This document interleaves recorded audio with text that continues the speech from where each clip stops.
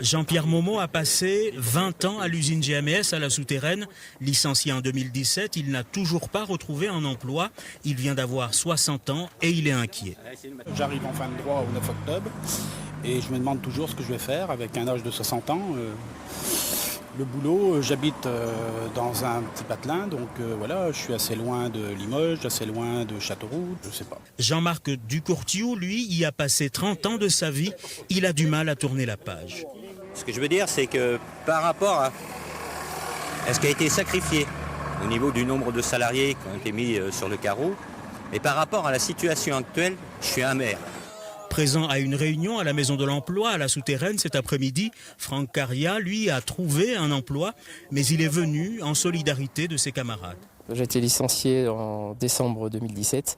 Ensuite, je me suis formé au niveau de l'immobilier parce que je n'avais pas trouvé d'activité. Et là, depuis juillet 2019, je me suis lancé donc pleinement dans l'activité immobilière. Et là, ça marche plutôt bien depuis le début de l'année 2020 pour moi.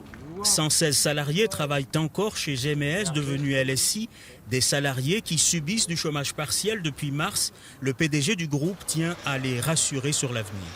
Des projets de fermeture, il n'y en a pas. Il y a des projets d'essayer de trouver des solutions, un ou deux, dont un que je vais aller présenter, justement, pas aux salariés, mais que je vais aller présenter aux constructeurs. Ça, c'est des projets.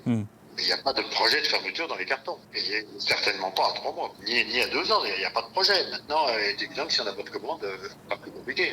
Les salariés licenciés attendent beaucoup des prud'hommes qui doivent statuer sur des licenciements qu'ils jugent abusifs d'ici la fin de l'année.